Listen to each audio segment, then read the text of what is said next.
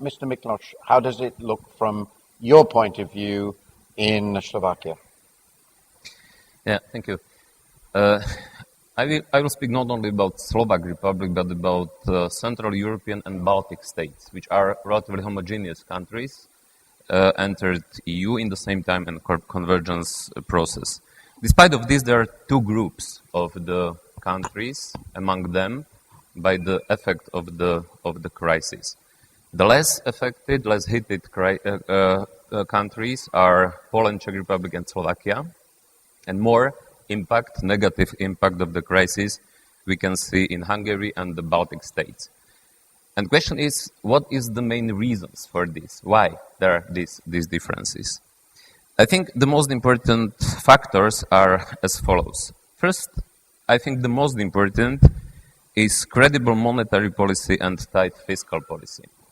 In these countries in which this kind of policy was provided, thanks this policy, borrowing in the domestic currency was more favorable than borrowing internationally on the financial markets. With this is very closely connected another reason, and it is the bank funding and credit growth.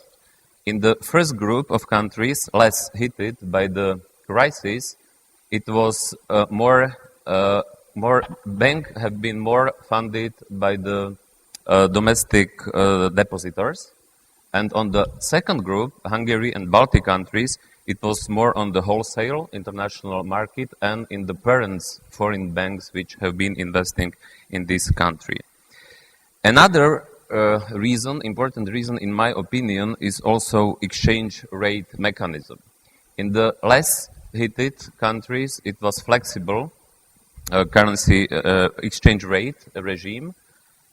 In the more hit countries, it was a fixed currency rate. One exemption is Hungary, which has had and still have a floating regime, and despite of this, it was affected more. But it is mostly because expansive and very relaxed fiscal policy in the Hungary. Another important factor is the size of the country. And I forgot to mention that the differences in the negative effect of the crisis are really huge. In the Poland, we expect this year to have negligible growth or around zero. In Latvia, on the contrary, we expect to have minus 18% GDP for this year. The impact of the size of the country is important, as we can see in the similar countries, Poland, Czech Republic, and Slovakia. Poland, Czech Republic, and Slovakia did very similar policies, I have mentioned, by these factors. Despite of this, Poland will have, as I have mentioned, negligible growth in this year. Czech Republic will have minus 4%, and Slovak Republic minus 5% of recession.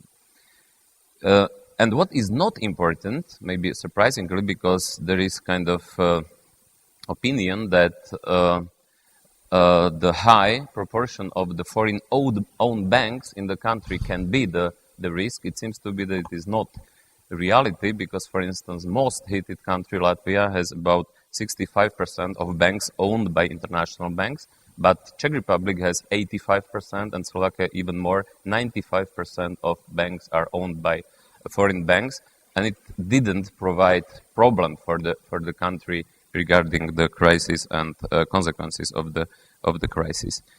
Which means this is important as a lesson also, not only because what happened, but also because what will be good policy and the reasonable policy and responsible policy for the future.